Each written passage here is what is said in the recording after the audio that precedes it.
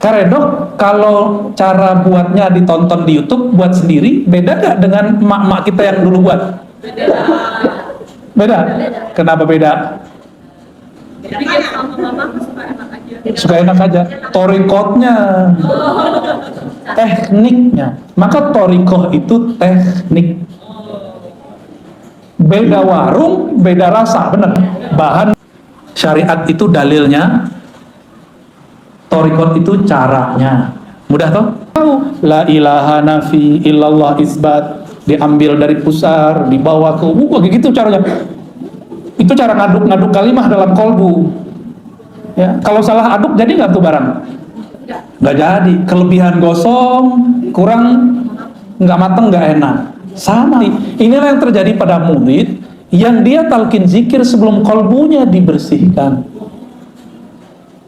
Pembersihan kolbu cukup istighfar dan tobat, sederhana aja. Pengakuan kepada Allah, nggak perlu kepada guru, ke Allah aja. Cukup Allah yang tahu masa lalu kita. Gak usah kita kemudian sampaikan kepada orang.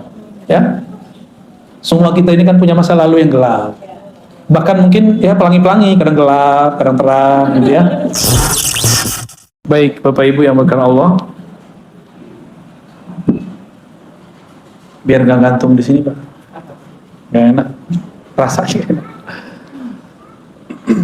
Nabi SAW tidak pernah menyebut pembagian-pembagian begini secara eksplisit seperti ilmu-ilmu yang lain. Sebagaimana tidak ada pembagian hadis sahih, hasan, dhaif. Sebagaimana tidak ada pembagian usul fikih menjadi fikih, tidak ada pembagian ilmu tafsir. Semua pembagian itu tidak ada. Ya. Siapa yang membagi ini? Para ulama. Karena Nabi itu datang satu paket. Nabi datang satu amalan itu mencakup 4 unsur, mencakup semua ilmu. Semua amalan Nabi ada syariatnya, ada tarikatnya, ada hakikatnya, ada ma'rifatnya. Jadi jangan sampai lagi ada pertanyaan konyol mengatakan, emang ada syariat, tarekat, hakikat, ma'rifat di zaman Nabi? Nah, itu pertanyaan konyol itu. Nanti kalau dibalik gimana? Emang ada hadis sahih hasan dhaif di zaman Nabi? Kan nggak ada. Jadi jangan bertanya yang konyol-konyol, sok kritis tapi nggak pakai data, sok kritis tapi nggak rasional. Lalu bagaimana kalau menanya? Kalau kita mau mengkritisi sesuatu, kuasai dulu yang mau dikritisi itu apa. Inilah pesan berat yang dulu diturunkan oleh Imam Abu Hamid Al-Ghazali yang wafat tahun 505 Hijriah. Sekarang 1434 ya. Apa kata beliau? Kalau engkau mau mengkritisi sesuatu, memuji sesuatu, maka kuasai dulu sesuatu itu apa. Dan ini beliau lakukan sendiri. Imam Al-Ghazali ketika hendak mengkritisi filsafat, dia pelajari 2 tahun, lalu dia review selama setahun. Jadi 2 tambah. Dan dia menulis dalam masa itu. Belajar, dia ulang, petakan, dia review, kemudian dia tulis 3 tahun genap. Jadi Imam Ghazali baru kemudian mempublikasikan kritiknya terhadap filsafat setelah 3 tahun mendalami filsafat. Kita sudah berapa tahun mendalami satu istilah, lalu kemudian mengkritisinya. Jangan-jangan kata orang, katanya nggak boleh kata orang, ya harus kata Allah dan Rasulnya. Ya, jika ada orang mengatakan itu batil, coba tunjukkan bahwa pembagian ini batil, ada nggak? Kan nggak ada. Syariat itu ada di Quran istilahnya, syir'atan wa minhaja, itu ada di Quran ya. Syariah itu ada di surah Al-Ahqaf. Apa arti syariat? Syariat itu artinya yang syariah itu jalan, syariah yang dijalani. Bisa begitu ya. Bisa juga diartikan jalan itu sendiri. Jadi sebenarnya syariat dan tarekat itu artinya sama. Syariat itu jalan, tarekat itu jalan. Syuru' arti bahasa Arabnya syuru' itu artinya proses. Syara' artinya hukum yang mesti dijalani. Ya, syara' hukum yang mesti dijalani. Kalau di kampung saya ada ungkapan begini, adat bersandikan syara. Bukan syariat, syara. Sama, maksudnya sama. Ternyata di Jambi juga sama, di Riau saya dengar sama, di Aceh sebagian ada yang ngomong begitu juga, di Malaysia juga ada yang menyebutkan kalimat itu, adat bersandikan syara. Berarti bukan hanya satu suku aja. Nggak tahu siapa yang duluan, itu tinggal klaim-klaim sejarah aja ya. Ya. Kalau klaim sejarah biasanya mulai rasis. Saya nggak mau rasis. Kita diciptakan oleh Allah lita'arafu, supaya kamu saling berbagi ilmu, saling kenalan, tidak boleh rasis. Oke. Jadi syariat artinya apa? Jalan. Tapi bedanya apa dengan thariqat? Syariat itu biasanya diartikan jalan yang zahir.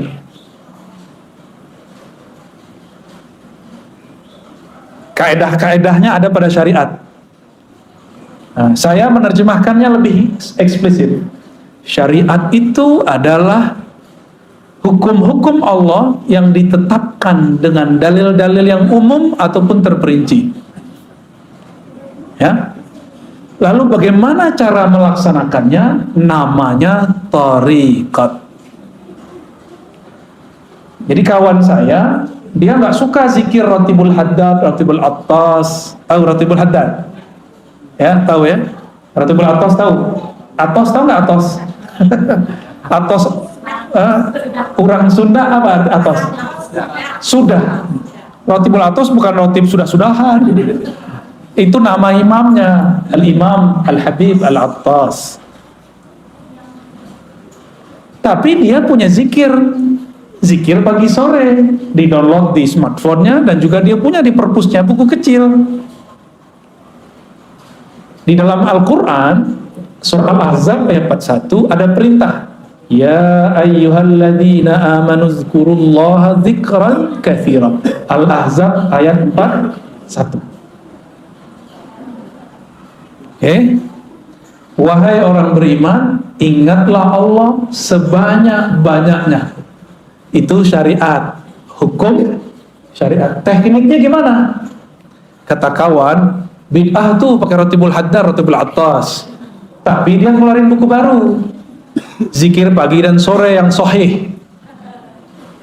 Itu juga namanya thariqat baru. Thariqat tergantung siapa namanya.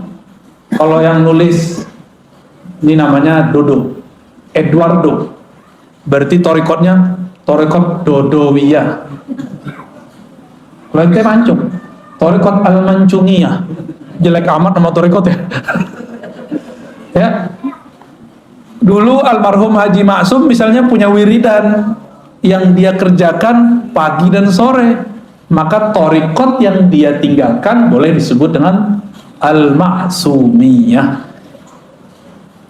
Gitu. Maka penamaan zikir itu biasa. Ya, boleh-boleh aja. Ya. Kenapa nggak disebut dengan zikir Nabi aja? Ya kan Nabi zikirnya banyak. Saya punya kitab zikir Nabi hampir 10 yang pakai ilmu hadis, dan kalau di luar ilmu hadis banyak, puluhan. Yang ilmu hadis saja pakai riwayat, itu udah pusing kita bacanya. Ini yang mana mau diamalkan duluan? Karena kita bingung, banyak dalil zaman dulu. Boleh meramu obat. Saya mau tanya nih, Bapak Ibu ini, kalau sakit boleh nggak meramu sendiri obat, masuk ke ruang apotek, terus ramu-ramu sendiri? Lo kan nggak boleh taklid. Katanya nggak boleh taklid. Taklid ke dokter juga nggak boleh dong. Kenapa percaya sama dokter? Taklid sama apoteker juga nggak boleh seharusnya. Kalau kita boleh, bilang nggak boleh taklid. Taklid artinya apa? Ikut tanpa tahu kenapa hakikat sesuatu itu ada. Ikut tanpa mengetahui dalil. Kenapa obat kalau batuk ini A, B, C, D? Disebutkan nggak sama dokter? Disebutkan nggak sama apoteker? Enggak. Terus kenapa percaya-percaya aja? Kenapa itu boleh, sedangkan dalam agama nggak boleh?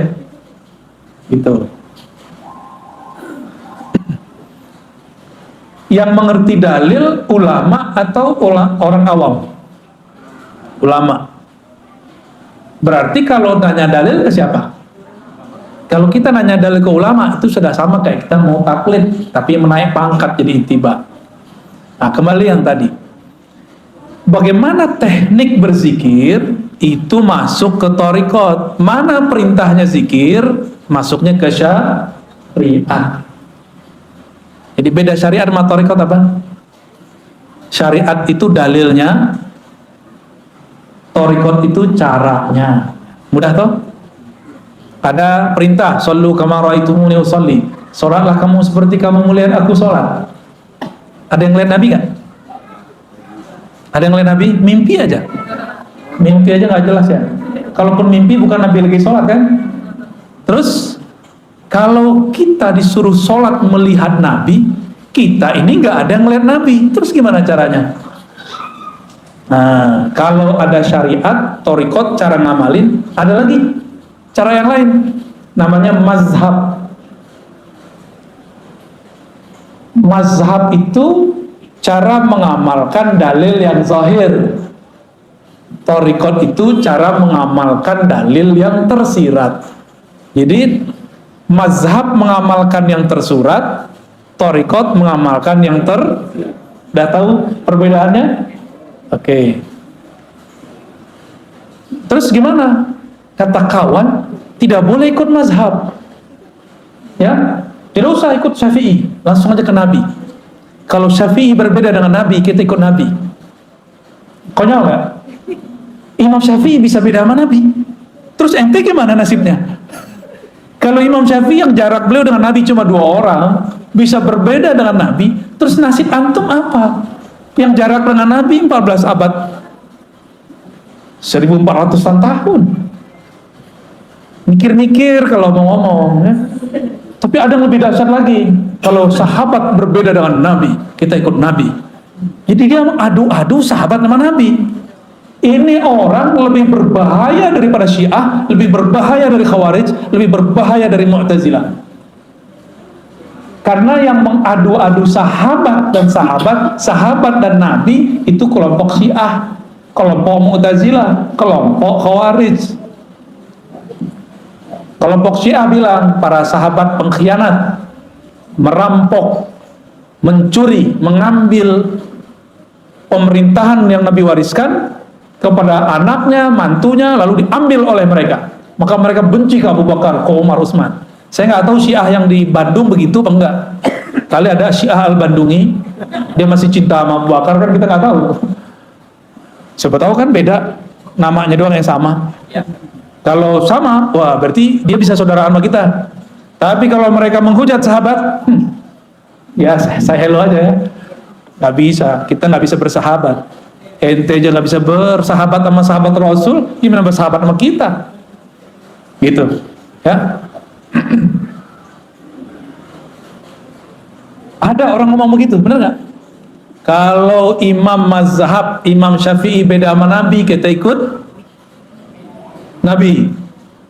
Jadi dia pernah berpikir, bersuuzon ke imam. Kalau Nabi, imam ini berbeda sama Nabi. Imam ini buat ajaran baru. Jadi yang dia pikirkan mazhab itu agama buatan imam. Ini kesalahan besar ini. Ini logika yang nggak nyampe. Buat definisi tapi nggak nyampe. Dan saya sering ketemu dan sudah sering contohkan. Mereka ngomong nggak usah ikut Syafi'i, langsung aja ke Sahih Bukhari. Masih ingat? Masih ada nggak orang begitu? Masih ada. Padahal kita udah ngaji kemana-mana, kita ulang-ulang ini. Tanda dia kalau ngeritik kita nggak pernah dengerin video kita. Ya. Imam Bukhari murid dari muridnya Imam Syafi'i. Imam Bukhari ini juga riwayatin hadis, cuma tidak dikenal sebagai periwayat, dikenalnya sebagai imam mazhab. Imam Syafi'i kebalik. Imam Syafi'i dikenal sebagai imam mazhab, padahal juga meriwayatkan hadis. Imam Bukhari berguru ke murid Imam Syafi'i, maka mazhabnya Bukhari itu sangat dekat ke mazhab Syafi'i. Kalau Imam Subuki positif masukkan, Imam Bukhari mazhabnya Syafi'i.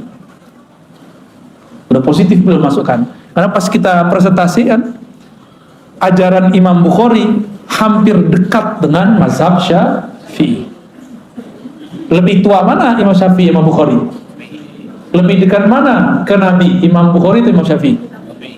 Jadi kalau kita ikut salaf, lebih orisinal mana, ikut Syafi'i atau Bukhari? Itu namanya mazhab. Mazhab ini berkembang, tapi di samping kirinya ada thariqat juga berkembang.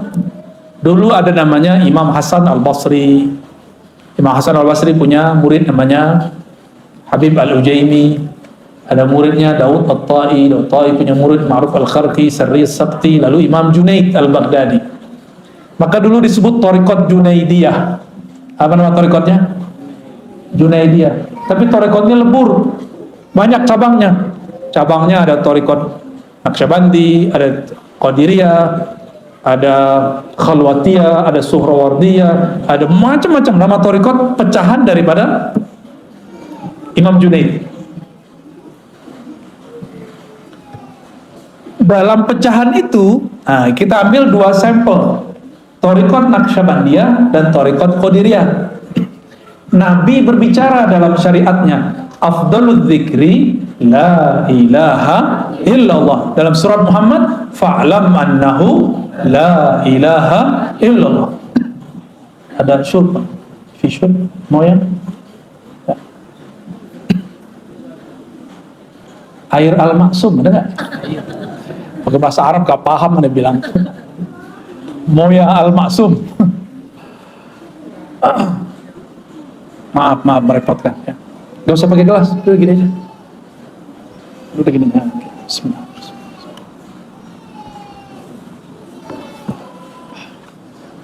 Udah gak usah. Ayat ini syariat nih. Fa'lam annahu la ilaha illallah, surat Muhammad ayat 19. Ada dalil dari hadis, afdalul dzikri la ilaha illallah. Zikir yang paling nikmat, paling lezat, paling afdal, paling bermutu, paling jitu, itu adalah la ilaha illallah. Terus caranya gimana? Coba antum baca la ilaha illallah. Biasa aja kan? Coba baca la ilaha illallah. Ada yang tahu, ketahuan tuh kalau sudah ilah, berarti dia ngambil thariqat udah tuh.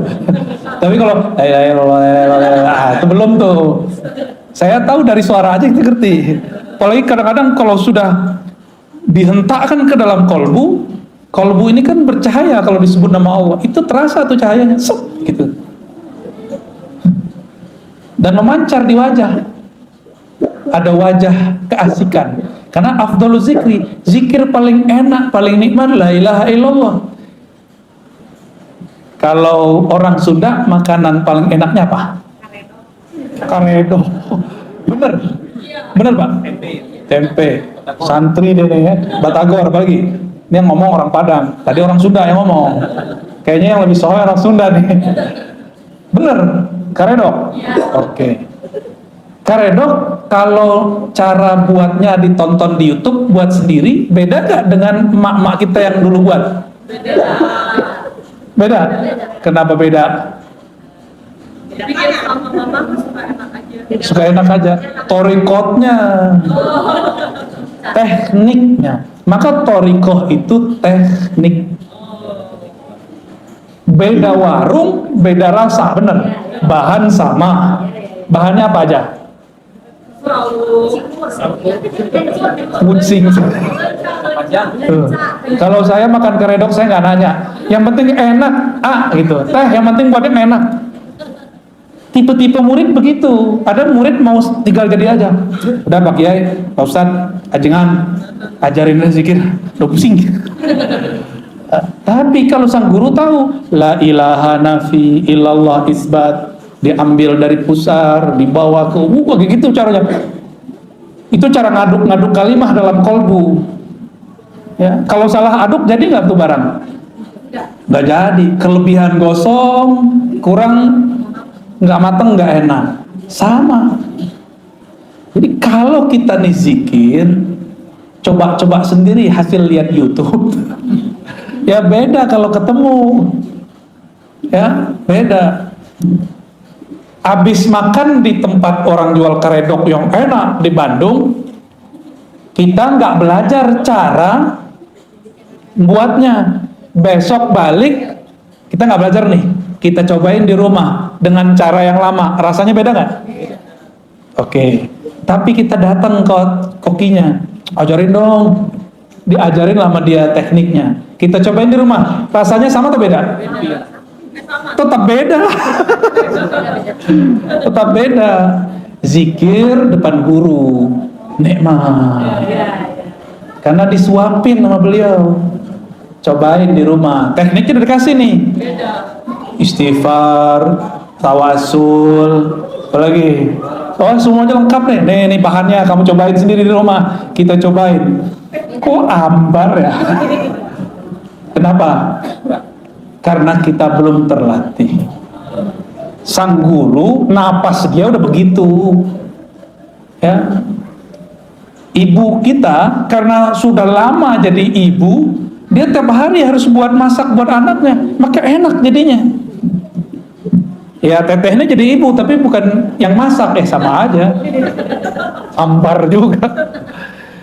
Saya kan orang Padang, itu suka mengamati rasa rendang. Sama-sama resto A, tapi beda tukang masak, kokinya beda rasa, padahal mereknya sama. Ya, sama-sama rendang loh ya. Padahal bahannya sama. Itu namanya thoriqah. Beda cara adukannya, beda teknik membuatnya. Masukin daging ke dalam santan aja itu ada timingnya. Bener? Emang begitu. Sama. Kadang guru nih nafsu punya murid, belum saatnya dimasukkan daging kalimatullah ke dalam kolbu murid, udah dikasih-kasih aja. Namanya obral. Obral zikir. Janganlah diobral zikir. Ini kalimat thayyibah. Ini kalimah mahal. Afdalul dzikri la ilaha illallah. Pelan-pelan.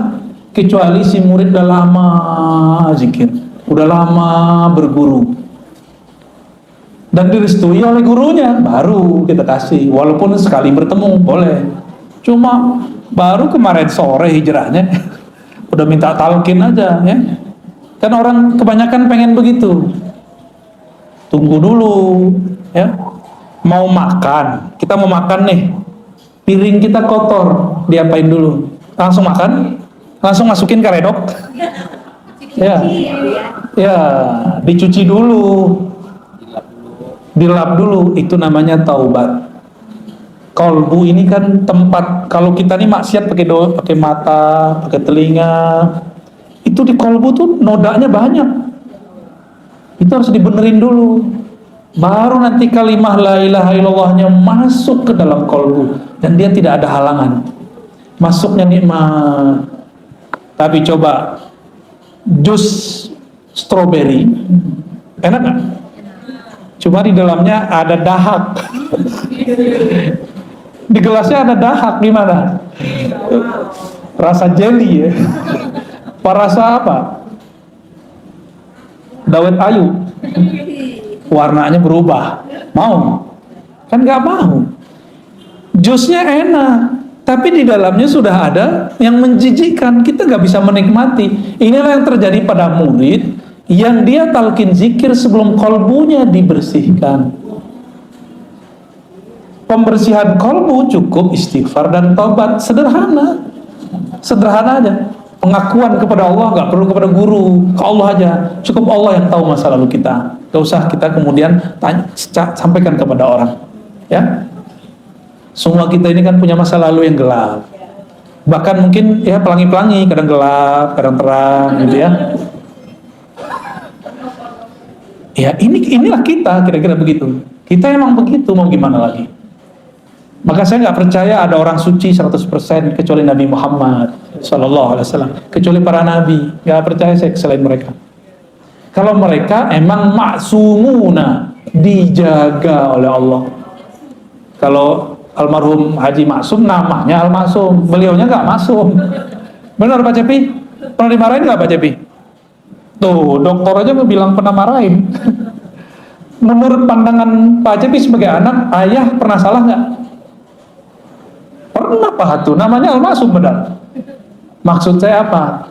Label-label A, B, C, D tidak akan merubah subjeknya. Kita bilang nih, inilah ajaran Rasulullah, inilah yang paling murni, ini langsung dari salafus soleh. Belum tentu, itu kan klaim aja. Inilah yang paling benar, inilah thariqah yang paling sahih, kan klaim. Iklan kecap, ya, nomor 1 terus. Oke, itu baru thariqah tuh. Udah mulai paham? Sama-sama karedok, tapi beda teknik, beda koki, hasilnya beda. Sama-sama thariqat qadiriyah, tapi beda mursyid, beda guru, beda mentor, beda murabbi, beda hasilnya, beda enaknya. Dan jangan salahkan para salik, para penikmat ini, dia sedang memburu restoran ruhani, namanya Naqsyabandiyah. Siapa dulu kokinya? Siapa dulu pimpinan dapurnya? Siapa dulu pemiliknya? Ya. Apalagi sudah beda menu. Naqsyabandiyah menunya beda dengan Qadiriyah. Di Naqsyabandiyah zikir lembut dulu, baru zikir keras. Nggak ada keras juga sih, zikir bersuara aja. Di Qadiriyah zikir keras dulu, la ilaha illallah, gitu kan? Kalau di Naqsyabandiyah enggak, mata dipejam, lidah dikunci, sebutlah selembut-lembut mungkin nama Allah. Kayak kita bermanja-manja kepada sang kekasih bernama Allah. Beda nggak? Beda badan lemes-lemesin. Kalau di thariqah Qadiriyah enggak, kalau perlu tangan dikepal. Dulu saya belajarnya begitu. Kepal tanganmu, ya. Tarik nafas, baca. Mulai dari zikirhu Allah, la ilaha illallah, Allahu, semuanya itu. Ada zikirhu aja, ada ahad-ahad aja. Betul-betul menghentak di dalam badan ini. Nah, ada ilustrasi lain. Kita ini ada yang suka musiknya nge-rap, nge-rock, ada yang suka musiknya slow, bener. Ini wajahnya wajah apa nih? Nggak percaya. Yuk, sukanya apa? Jangan-jangan haram lagi.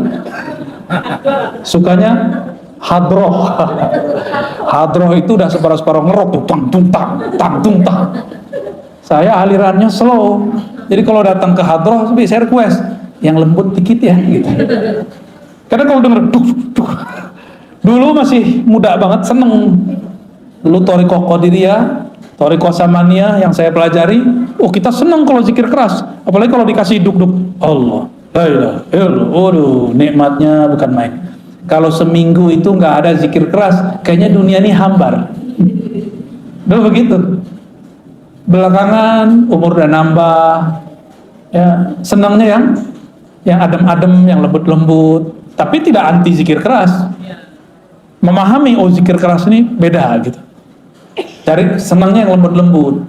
Datanglah Syekh Ahmad Khatib As-Sambasi yang hijrah ke Makkah. Dia belajar 2 thariqah, Naqsyabandiyah, Qadiriyah. Dia gabunglah satu paket. Zikir keras dulu, habis itu lembut. Ya boleh-boleh juga sih. Makanya kalau datang ke pusat-pusat tarekat di Bandung, di Tasik, di Garut, mau jalurnya yang manapun, kalau di Tasik kan sudah masyhur tuh, Abah Anom, Suryalaya, macam-macam. Di sini ternyata juga ada TKN tapi beda jalur. Metodenya sama. Keras dulu, baru lembut. Kenapa? Karena memang sudah satu menu. Ya, cuma kenapa yang ini enak, terkenal, yang itu tidak? Kenapa? Sama kayak rumah makan, yang ini terkenal, yang itu tidak. Padahal rasa, bukan rasa, menunya sama, rasanya beda. Jadi lidah ini nyari rasa. Kalau makanannya fisik, maka lidahnya lidah fisik.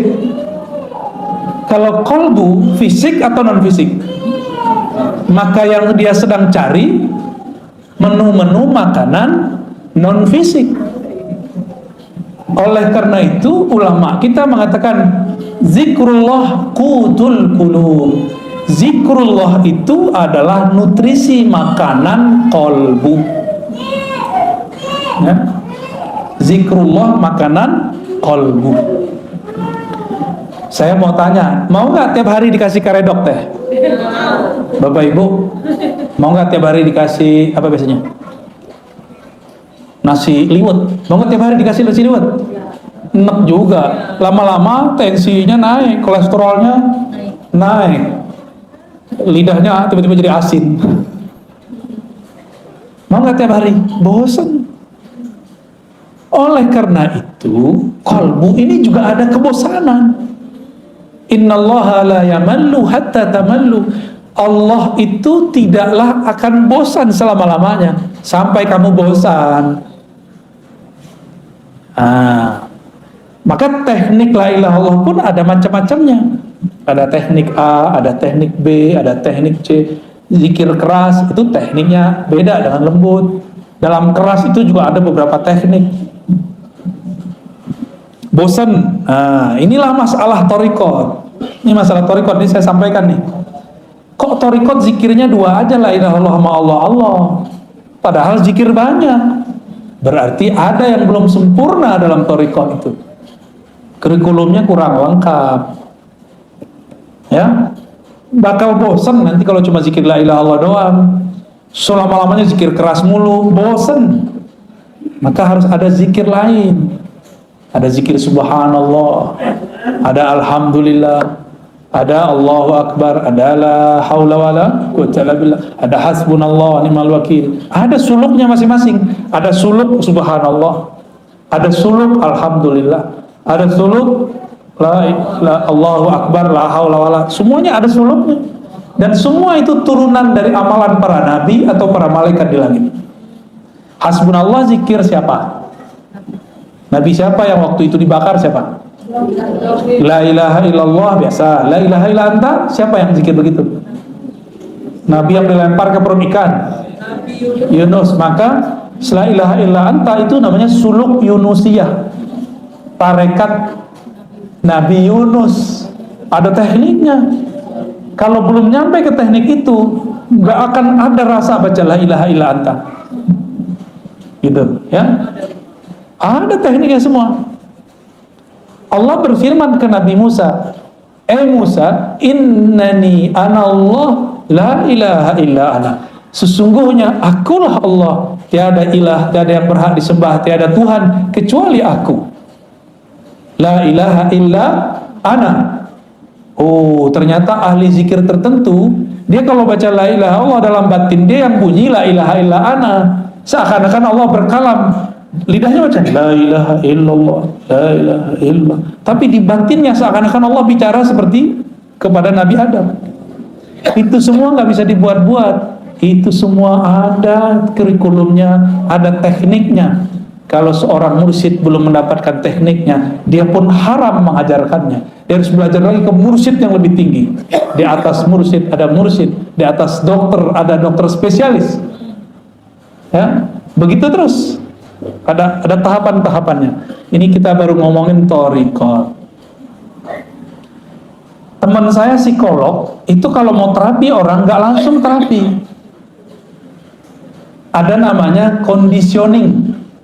Bener? Dikondisin dulu nih orang, baru berhasil. Sama.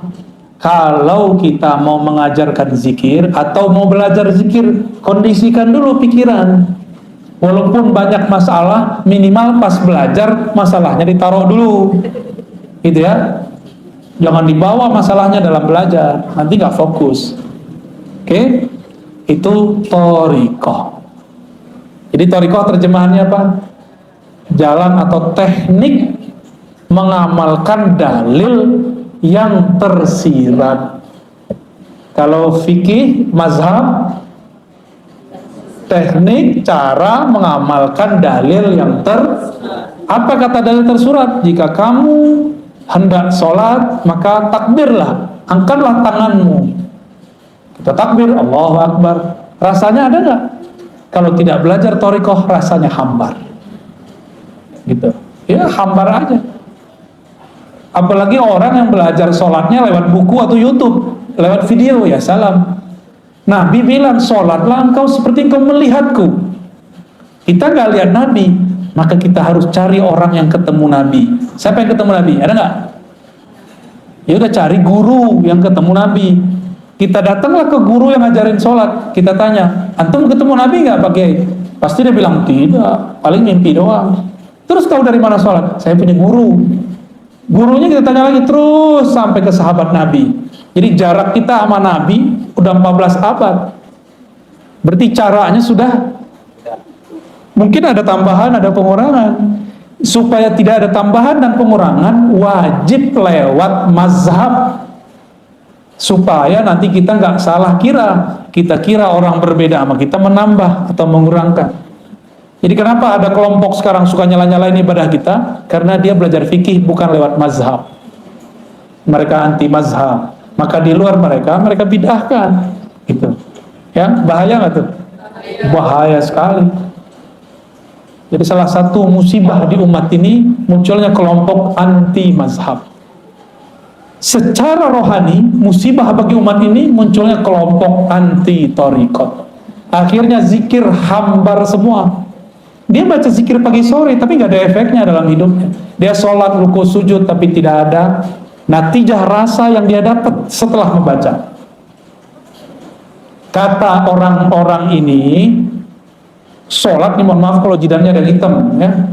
Jidat hitam itu boleh-boleh aja. Cuma bukan itu yang dimaksud. Simahum fi wujuhim min athari sujud. Ada tanda bekas sujud di jidat mereka, di wajah mereka, wujuhihim, karena bekas sujud. Saya udah putar-putar nyari riwayat, adakah jidat Nabi itu hitam? Nggak ketemu. Meskipun berjidat hitam boleh, nggak ada masalah kan, emang mungkin kulitnya agak sensitif, orangnya juga sensitif. Lengkap sudah. Terus apa yang dimaksud tanda sujud? Tanda sujud saya sering sebutkan. Orang sujud kepalanya di mana? Di bawah apa? Di bawah tempat paling kotor di alam semesta. Nih, tempat buang air kecil. Ya walaupun bajunya bagus, walaupun bedaknya Masya Allah, bajunya oke, tapi bagian situ bau nggak? Nggak enak kayak ngomongin begitu ya. Tapi emang itu bau, udah selesai. Sekarang ditaruh di bawahnya. Gimana? Maka yang disebut athar sujud, bekas sujud adalah hilangnya kesombongan seorang hamba. Itu baru disebut bekas sujud. Jadi siapakah yang sujud kepada Allah? Orang yang sudah melepaskan kesombongannya, ego-egonya, merasa sok pinter, sok alimnya, sok solehnya, sok merasa paling benernya, dia buang sudah. Karena yang merasa sok bener di sini, bener. Yang merasa pinter mana? Yang merasa bergelar ini, yang merasa manhajnya, mazhabnya paling bagus, thariqatnya paling keren ini. Kalau ini nggak mungkin.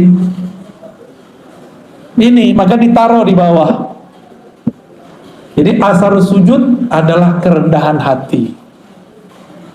Efek dari sujud adalah rendah hati. Gimana? Udah rendah hati belum? Lagi belajar. Kadang-kadang jujur, mending jujur begitu. Berarti sholat kita ini sudah benar belum? Kira-kira sholatnya diterima nggak? Kayaknya nggak diterima sih. Soalnya simahum fi wujuhimnya belum ada.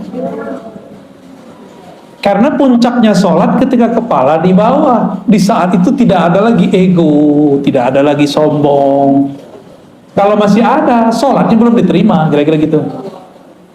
Gimana dong? Orang-orang kayak kita ini sok soleh, sok merasa sholat. Ada orang telat sholat aja kita kata-katain. Ya, ada orang nggak sholat kita suzon. Ya. Dia padahal udah jamak. Ada orang kita lihat nggak sholat, padahal dia sudah jamak. Bisa nggak begitu? Ya, susah ya. Emang begitu sih. Ya. Di otak ini, ya kortek depan ini dia sukanya prasangka.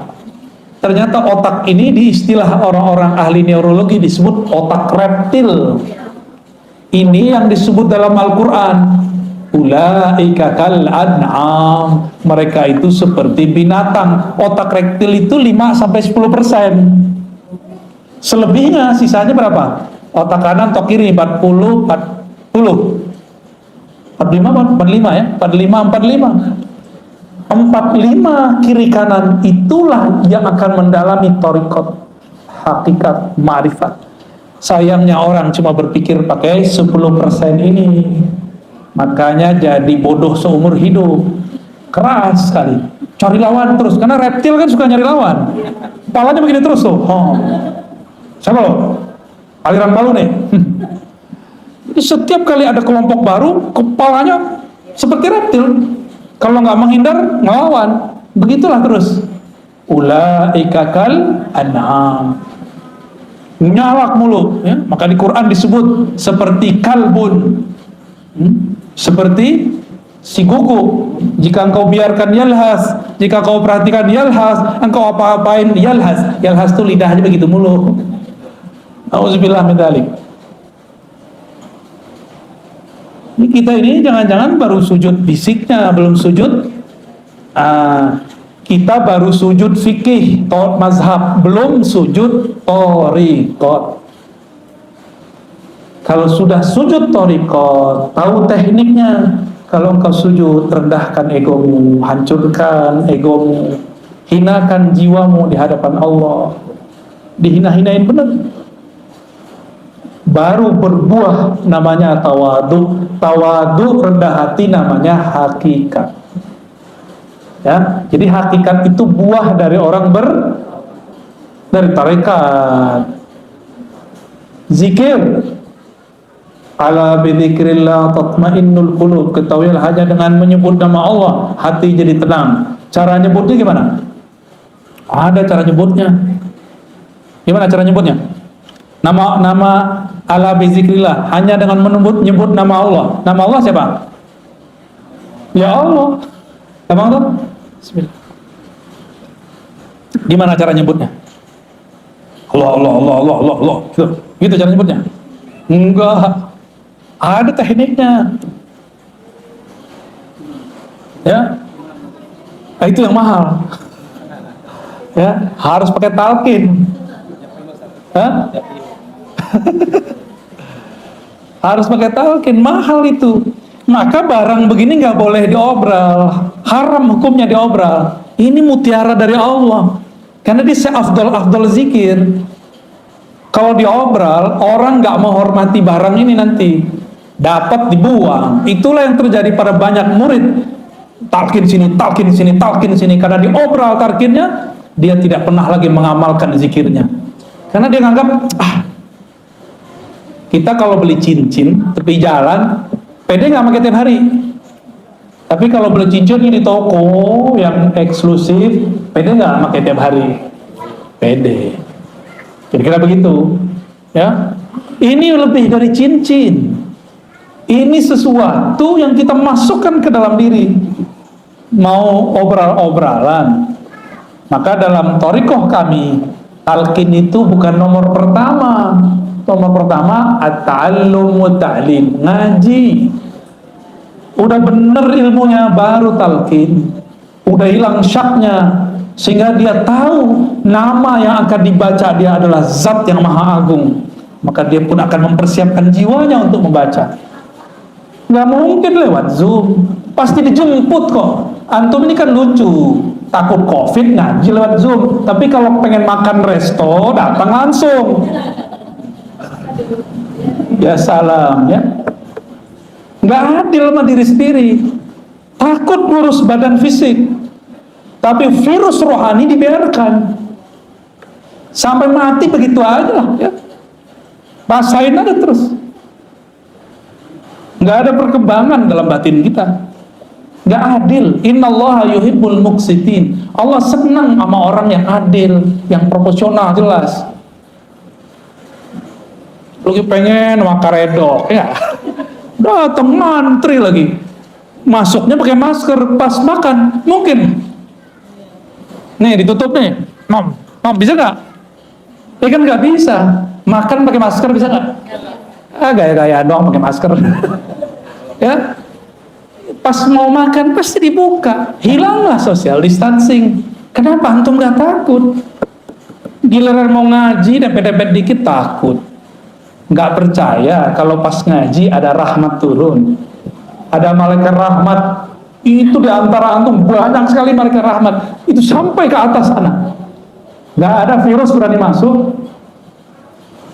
Masuknya paling pas masuk mall tuh, ya, yang disalahin pengajian masjid. Malaikat itu kalau ada orang duduk di tempat zikirnya lalu doa, Allah marhamhu, Allah rahmati dia, selamatkan dia, jagalah dia. Malaikat kalau doa mustajab nggak? Dia nggak pernah dosa, ya? Masih takut?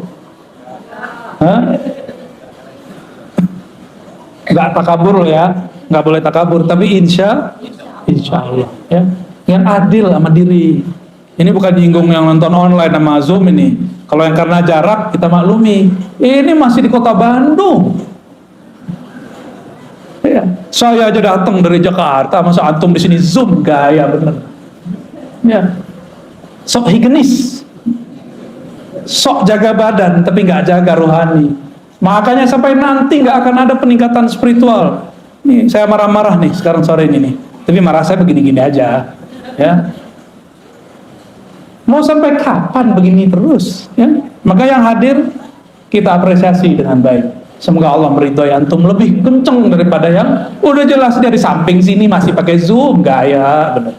Giliran makan ke kantin dempet-dempetan, ya. Betul-betul nggak adil ke dalam diri, ya. Nggak adil. Saya prihatin melihat seperti ini.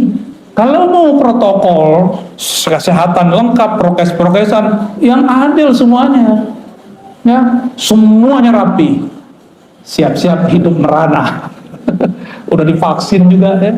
Terus itu apa dong kita divaksin, ya? Protes ya, tuh, ya, Pak pemerintah, semua orang udah bosan, orang udah bosan semua. Tapi gue bilang lagi, ke depan kita harus pakai aplikasi segala macam lah. Jadi yang pakai fingerprint, dulu kan kantor punya print. Kalau sekarang semua orang harus punya peduli link, nggak hanya fingerprint, dicolok hidungnya. Kita ikutin aja mainnya, ya. Yang penting kalimah Allah bertahta di dalam kalbu, ya. Yang penting ketenangan muncul di dalam jiwa. Harus muncul di dalam jiwa. Jika dilakukan zikir berdasarkan tekniknya, sama dengan orang makan karedok, makan rendang sesuai dengan takarannya, cara masaknya, udah pas sudah. Kalau juga masih belum terasa, jangan-jangan bukan menunya yang salah, tapi lidahnya sedang sariawan. Paham ilustrasi ini? Kalau kita nih belajar zikir, gurunya sudah oke, tekniknya sudah lengkap, tapi belum juga menikmati zikir, jangan-jangan kolbu kita sedang bermasalah, seperti mulut lagi sariawan gak menikmati makanan. Saya kira cuma orang Padang yang pedas, orang Sunda cabai rawit gak dicampur apa-apa, giling. Gimana? Udah pernah nyoba? Doer gak bibirnya tuh? Gak berani. Tuh orang Padang gak berani, orang Sunda berani. Pantesan lebih pedas dari kita, ya gak? Maaf, canda-canda. Itu torikot. Hasil dari bertorikot, tenangnya kolbu dalam berzikir, namanya hakikat. Kita punya kesimpulan, punya hikmah.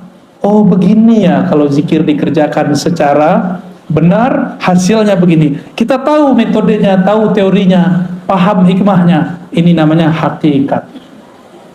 Ya, jadi hakikat itu pengetahuan yang diperoleh setelah menjalani hakikat. Tapi hati-hati, tidak semua pengetahuannya tepat. Maka di atas hakikat ini harus ditingkatin lagi. Si hakikatnya harus diuji. Karena hakikat ini pengetahuan, tapi itu pengetahuannya terpisah. Zikir la ilah rasanya ini, zikir hu rasanya ini. Itu namanya hakikat. Terpisah-pisah. Beda zikir, beda rasa. Umroh sama puasa, beda nggak rasanya? Keasikan umroh haji berbeda dengan keasikan tahajud, benar? Pilih mana? sama-sama pegel loh kaki, tahajud, sama-sama tawaf. Kenapa orang lebih sering memilih umrah? Padahal mau ketemu Allah di rumah juga bisa. Nggak mesti ke Ka'bah kali. Kenapa? Karena menu. Orang bosan satu menu.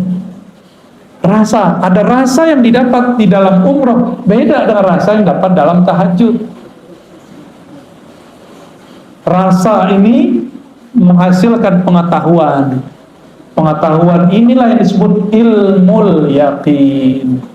Ilmu yakin. Paham? Kira-kira? Dhamma lainnya hakikat. Sehingga kita punya keyakinan, kalau aku baca ini, aku yakin begini, itu orang udah punya hakikat. Maka orang yang sudah mengerti hakikat, jika ada orang bersyariat sholat 1000 rakaat, dia cukup 2 rakaat, itu udah sama. Kalau orang bersyariat belum mengerti ilmu yakin, dia sholatnya baru by pahala. Kalau ada pahala dia sholat, kalau nggak ada pahala dia nggak sholat. Kalau orang mengerti hakikat, dia sudah tahu bahwa sholat itu jangan harap pahala, tapi ada sesuatu di belakang itu. Inilah yang disebut oleh Nabi, orang alim tidur lebih ditakuti oleh setan daripada orang yang itu, maksudnya yang punya ilmu hakikat. Kalau ilmu yang zahir-zahir mah biasa. Lalu apa beda hakikat dengan ma'rifat? Hakikat itu masih bisa luntur. Hakikat itu masih bisa salah. Yakinan kita kadang-kadang belum tepat. Dari mana kita tahu? Yang paling banyak dapat ilmu hakikat waktu di surga itu malaikat namanya Azazil. Tetap saja tergelincir, dipecat dari malaikat namanya iblis. Iblis itu ahli hakikat. Dengan ilmu hakikatlah dia menyesatkan orang-orang ahli zikir yang tidak berguru. Pernah berguru terus ninggalin gurunya. Pernah bermajelis lalu keluar dari majelis. Orang-orang begini dicaplok sama iblis. Apa kata iblis? Zikir kamu keren ya, karena zikir kamu banyak orang sembuh nih. Kamu sebenarnya mursyid yang lebih sakti daripada gurumu. Mulai terbersit. Kita lebih sakti dari guru tuh. Kena tuh dah. Pernah nggak ngeliat ada orang begitu? Ya, murid kiai besar buat tarekat baru. Ini nasib dia ini. Keluar dia dari halaqah. Karena terbersit dalam hatinya, dia lebih sakti dari gurunya. Dia nggak sadar gurunya sedang pura-pura nggak bisa. Ngetes dia aja. Guru pura-pura nggak bisa ngeruqyah, nggak bisa. Oh, saya nggak bisa doain air, pura-pura aja. Bukan berarti dia nggak bisa. Dia nguji antum itu. Merasa sakti nggak melebihi guru. Banyak yang terpedaya di situ. Apalagi urusannya udah ketemu pulus. Ya. Apalagi urusannya udah ketemu pengikut. Orang merasa pengikut itu aset dia. Waduh, gawat. Banyak orang tergelincir pada bab ini. Banyak sekali. Oleh karena itu, orang sudah bertarekat dapat hakikat, masih bisa tergelincir. Contohnya Barsisah. Contohnya Musailamah Al-Kazzab. Itu Musailamah kan dulu ikut nulis wahyu. Musailamah ikut nulis wahyu kan? Khidmah ke Rasulullah. Maka kita berdoa orang-orang yang berkhidmah untuk agama ini, untuk kita tidak belok di akhir nanti. Amin. Ya, ini bahaya benar. Kenapa? Si Musailamah ini melihat harian Nabi, dia mikir, Nabi mah biasa aja orangnya. Kita begini, dia begini. Kita begitu, dia begitu. Akhirnya dalam pikiran apa? Nabi ini orang biasa kayak. Kejadianlah sekali, ada penulis wahyu selain Musailamah. Nabi turun ayat kepada Nabi, tapi Nabi gak bacakan semua. Nabi masih tertegun, keasikan membaca ayat. Si penulis wahyu ini diizinkan Allah terbuka tarbir rohaninya, dia dengar Jibril baca ayat. Surat Al-Mu'minun itu tentang penciptaan alam, penciptaan tubuh kita. Fatabarakallahu ahsanul khaliqin. Dengar dia. Terus dia konfirmasi ke Nabi, ya Rasulullah, lanjutan ayatnya ini bukan, saya barusan dengar ada Jibril baca, Kata Nabi, bener. Dalam hati terbersit sama dia, gini doang ilmu guru gua, gini doang makomnya Rasul, saya juga bisa. Maka orang ini jadi nabi palsu. Kalau murid jadi mursyid palsu, buat tarekat palsu, karena dia merasa dia bisa mengakses apa yang diakses gurunya. Dia kira gurunya cetek, ya. Ini sering terjadi di semua halaqah, di semua thariqah, ya. Maka untuk selamat hanya satu bab, harus masuk pintu ma'rifatullah. Apa itu ma'rifatullah? Disebut ma'rifatul Muhammadiyah, mengenal hakikat Nabi Muhammad sallallahu alaihi. Dalilnya apa? Qul in kuntum tuhibbunallah fattabi'uni. Katakan jika engkau cinta Allah maka ikuti aku sang Muhammad. Maka dia harus ikut ma'rifat Nabi Muhammad sallallahu alaihi wasallam. Nabi ketika sholatnya banyak, beliau gak bilang supaya kalian selamat. Nabi bilang, aku ingin bersyukur kepada Allah. Nabi ketika dapat wahyu gak bilang, gua doang yang bisa dengar, lo gak gitu. Kalian gak bisa. Gak ada Nabi kesombongan begitu, gak ada. Nabi selalu merendahkan hatinya di hadapan Allah dan para sahabatnya. Yang dimaksud al-haqiqah al-Muhammadiyah, itulah kemurnian akhlak Nabi Muhammad sallallahu alaihi wasallam, yang berakhlak dalam hakikatnya, dalam bertorikotnya, dalam bersyariatnya. Itulah yang dapat ma'rifat. Dan tidak sedikit kita dengar ada orang ketemu orang, semakin tinggi teori ma'rifatnya semakin sombong. Apa itu? Ngeremehin orang, berarti dia sombong gak? Gak level, gitu kan? Kajian kulit tuh nggak penting. Nih kajian hakiki nih, kajian hakikat nih, kalian nggak tahu. Ngomong begitu tuh sombong namanya. Sedangkan Rasulullah mengajarkan tidak boleh sombong.